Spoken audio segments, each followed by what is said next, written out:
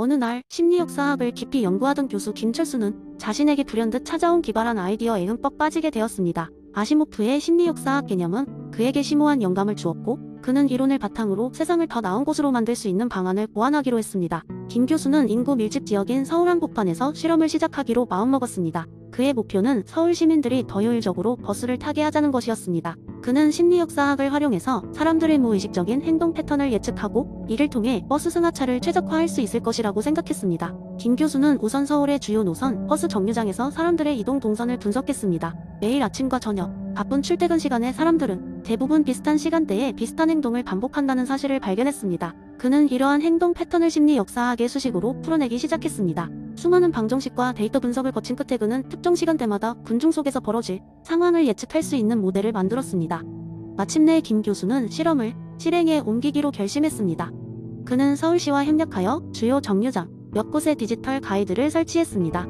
이 가이드는 사람들이 어떤 줄에서 줄을 서야 가장 빨리 버스를 탈 수 있을지 실시간으로 알려주는 시스템이었습니다. 심리역사학의 예측을 바탕으로 이 시스템은 도시의 군중 흐름을 조절해주는 역할을 했습니다. 처음에는 많은 사람들이 이 안내를 믿지 않고 자신들만의 방식대로 줄을 섰습니다. 하지만 시간이 지나면서 시스템에 대한 신뢰도가 높아졌습니다. 예상대로 디지털 가이드가 제시하는 대로 줄을 선 사람들은 확실히 더 빨리 버스에 탈 수 있었고, 덕분에 스트레스를 덜 받고 출퇴근 시간을 절약할 수 있었습니다. 김 교수의 실험은 성공적이었습니다. 그는 이 성과를 통하여 심리역사학의 개념이 단순히 작은 개인의 행동을 넘어 복잡한 사회적 문제를 해결하는데 큰 역할을 할 수 있음을 입증했습니다. 단순한 출퇴근 문제 해결에서 시작해 궁극적으로는 도시 관리 전반에 걸쳐 심리역사학을 활용할 수 있는 다양한 길이 열리게 되었습니다. 이 실험을 통해 김철수 교수는 아시모프의 이론이 현실 세계에서도 사용할 수 있음을 증명하였고, 그는 이러한 성과를 바탕으로 더 많은 도시와 협력하여 심리역사학을 통한 다양한 사회적 문제 해결에 나서게 되었습니다. 그리고 이 이야기는 많은 사람들에게 심리역사학이 제안하는 가능성을 보여주는 재미있는 사례로 남아 김 교수는 자신의 연구를 통해 도시의 또 다른 진보적인 변화에 기여하고 있었습니다. 두 번째 이야기. 옛날 옛적 중국의 한 작은 마을에 공자의 가르침을 깊이 존경하고 따르는 젊은 학자 천수라는 청년이 살고 있었습니다. 천수는 인의 개념을 통해 세상에 큰 변화를 일으키고 싶다는 꿈을 품고 있었습니다. 어느 날 천수는 결심했습니다. 마을 사람들에게 인의 중요성을 직접 전하고 그들을 변화시키기로 말입니다. 천수는 자신의 집 문 앞에 작은 안내문을 붙였습니다. 오후 2시 모든 마을 사람들을 위한 특별 강연이 열립니다. 참석하시면 차와 다과가 무료로 제공됩니다. 마을 사람들은 공짜라는 말에 호기심이 발동하여 약속된 시간에 1명, 2명 모여들기 시작했습니다. 과부, 자매, 장터의 상인, 심지어 호기심 많은 아이들까지 좁은 마당에 들어차기 시작했습니다. 청중이 어느 정도 모였을 때 천수는 조용히 연단에 올라미소를 지으며 인사했습니다. 여러분, 오늘 저는 공자의 가르침 가운데 인의 개념을 여러분과 나누고 싶습니다. 인이란 타인을 이해하고 배려하며 그들의 입장을 존중하는 것을 의미합니다. 천수는 사람들에게 각자의 이름을 사용해 이야기를 시작했습니다. 우리의 김 할아버지를 보세요. 그는 매일 아침 일찍 일어나 마을 길가를 쓸며 다른 사람들이 깨끗한 길을 다니게 합니다. 이것이 바로 인입니다. 아무도 보지 않을 때도 다른 사람에 대한 배려를 놓지 않는 것입니다. 마을 중앙의 채소 가게 주인 은영은 자신이 그저 채소를 파는 것으로 인을 실천할 수 있을지 의문이 들었습니다. 그러자 천수가 그녀에게 말했습니다.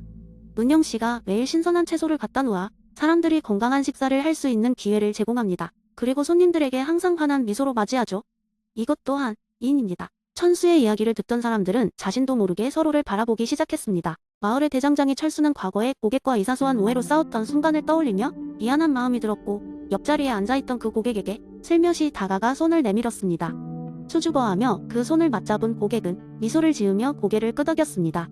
그리고 마당 구석에서 놀고 있던 아이들은 그들의 친구 미소가 가지고 온 나무 장난감을 서로 주고받으며 나누었습니다. 천수는 아이들에게도 그 장난감들이 서로를 위한 훌륭한 다리가 될 수 있다는 것을 설명했습니다. 장난감을 나누는 마음이야말로 어른이 되어서도 변치 않는 인의 기초입니다. 강연이 끝날 무렵 마을 사람들은 각자의 자리에서 일어나 서로에게 다가가 마음을 나누었습니다. 평소 소원했던 관계가 조금씩 풀리기 시작했고, 남몰래 쌓여있던 오해와 불신이 인의 실천을 통해 녹아내렸습니다. 강연이 끝나고 셋집에 돌아와 창문을 열어둔 천수는 바깥을 내다보며 미소를 지었습니다. 마을에는 다시 평화로운 정적이 감돌았지만 그 속에는 서로를 더 깊이 이해하려는 따뜻함이 흘러가고 있었습니다. 천수는 깨달았습니다. 공자가 말하는 은 특별한 사람이 아닌 모든 이들이 서로의 마음을 여는 단순한 행위에서 시작된다는 것을 천수는 혼잣말로 속삭였습니다. 이 작은 변화를 통해 언젠가는 더 큰 세상이 바뀔지도 모르지. 공자의 말씀처럼 그렇게 천수는 인을 통해 이루어낼 수 있는 변화가 단순히 개인의 문제가 아니라 모두가 함께 나아갈 때 비로소 완성될 수 있는 아름다운 여정임을 느끼며 다시금 책을 펴들었습니다. 세 번째 이야기. 옛날 옛적 흐리멍덩한 구름이 하늘을 뒤덮고 한탄의 바람이 대지를 스치던 시대가 있었다. 모든 이들이 자신의 이익을 쫓아 다툼과 경쟁이 끊이지 않던 세상에서 한 청년이 하나의 마을에 도착하였으니 그의 이름은 맹자였다. 맹자는 이 마을에 도착하자마자 자신만의 메시지를 전하려 마음먹었다.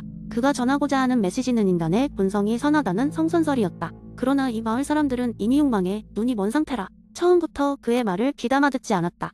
어느 날 맹자는 마을 광장에서 사람들을 모아 재미있는 얘기를 시작했다. 여러분, 무섭고 어두운 성에 갇혀있는 아이가 있다고 상상해봅시다. 이 아이는 너무나도 배고파 빵 한 조각을 먹고 싶어 하지만 밖으로 나갈 길이 없어요. 그런데 여러분은 그 성벽 너머에 있어 그 아이에게 빵을 전할 수 있습니다. 비록 귀찮고 이익이 되지 않더라도 그 아이에게 빵을 전하고 싶지 않나요? 사람들은 그 이야기에 빠져 허공을 응시했다.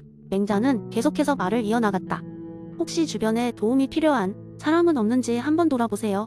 우리가 그들에게 관심을 가지고 손을 내밀 때 우리는 무언가 얻지 않아도 행복해지는 경험을 하게 됩니다. 그것이 바로 인간의 선한 본성이죠. 잠시 정적이 흐른 후 한 농부가 손을 들며 말했다. 하지만 선한 행동을 하면 종종 사람들이 그걸 이용하고 배신합니다. 그게 두려워 행동하지 않게 되는 거려? 맹자는 미소를 지으며 대답했다. 물론 세상에는 선의가 통하지 않는 일도 있습니다.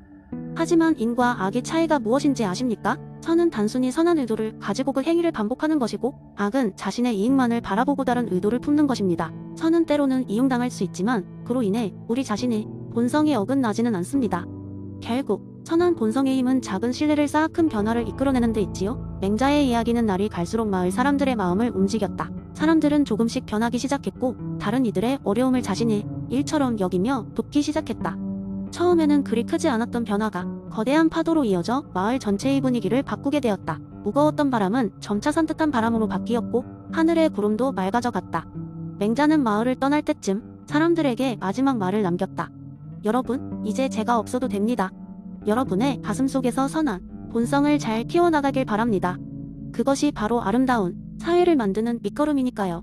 맹자가 떠난 뒤에도 사람들은 그의 가르침을 되새기며 더욱 화합하고 상생하는 마을을 만들어갔다. 이렇게 맹자의 성선설은 작은 마을에서 시작해 널리 퍼져나갔고 많은 이들이 그 진정한 의미를 깨닫게 되었다고 한다. 네 번째 이야기. 옛날 옛적 중국의 어느 작은 마을에는 조화로운 흐름의 마을이라고 불리는 곳이 있었습니다.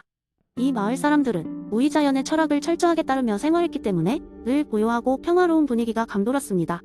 그런데 이 마을의 중심에는 특별한 연못이 하나 있었는데 그 연못의 물은 시간이 지나도 결코 말라버리지 않고 항상 맑고 깨끗했습니다.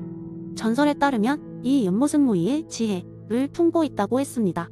그런데 어느 날 외지에서 한 젊은 여행자가 이 마을에 찾아왔습니다. 그의 이름은 진이었고 그는 대도시에서 온 사람답게들 바쁘고 조급한 성격이었습니다. 진은 이 마을의 명성을 듣고 자기 눈으로 직접 확인해보고 싶어서 오게 되었던 것입니다. 진은 마을 사람들과 대화를 나누면서도 계속해서 마을의 비결을 캐묻기 시작했습니다. 도대체 어떻게 이 마을은 이렇게 평화로운가요? 비법이 뭡니까? 진이 물었습니다. 마을의 나이든 현자는 미소를 지으며 말했습니다. 우리의 비밀은 특별한 것이 없단다. 그냥 자연의 흐름에 따라 사는 것일 뿐이야. 억지로 무언가를 힘들게 만들지 않고 자연스레 일어나는 것을 받아들이는 것이지. 그러나 진은 여기에 만족하지 않았습니다. 한참 동안 더 마을을 돌아다니며 사람들과 대화를 나누던 그는 마침내 연못가에 도착했습니다. 그곳에서 그는 연못의 정령이라는 이야기를 들었습니다. 연못의 정령은 무의자연을 몸소 실천하며 방문객들에게 진정한 지혜를 주는 존재라고 했습니다. 호기심 가득한 진은 연못가에 앉아 정령을 불렀습니다. 그는 하염없이 기다렸지만 정령은 나타나지 않았습니다. 조급한 마음에 진은 물속으로 뛰어들어가 연못의 비밀을 직접 확인하려 했습니다. 하지만 그는 곧 물속에서 허우적거리며 고생하다가 겨우 되돌아 나왔습니다. 마을 사람들이 그 모습을 지켜보며 진에게 다가왔습니다. 젖은 몸을 말리면서 진은 깨달음을 얻었습니다. 나는 너무 급하게 모든 것을 알려고 했네요. 물이 흐르듯이 나도 자연스럽게 지혜를 얻어야 했는데 말이에요. 그때 연못가에 작은 파문이 일더니 작은 목소리가 들려왔습니다. 무의란, 너 자신을 억누르지 않고 자연을 따르는 것이야. 내가 물에 뛰어든 것은 무의를 따르는 것이 아니지. 물을 거슬러 흐르려 했으니 그제야 진은 진정한 무의자연의 의미를 이해하게 되었습니다. 그는 다시 마을 사람들과 원활하게 지내며 차분히 마을의 생활을 배우기 시작했습니다. 그는 나중에 도시로 돌아가서도 마을에서 배운 교훈을 잊지 않았습니다. 그는 더 이상 서두르지 않고 자연스러운 흐름을 따르기 시작했습니다. 결국 그는 평온한 마음으로 스스로 삶의 조화를 이뤘다고 합니다. 조화로운 흐름의 마을. 사람들과 연못의 정령은 그렇게 또 한 사람의 방황하는 영혼을 무의자연의 지혜로 이끌었습니다. 그리고 진의 이야기는 그 마을의 또 하나의 재미있는 썰로 전해져 내려가고 있습니다.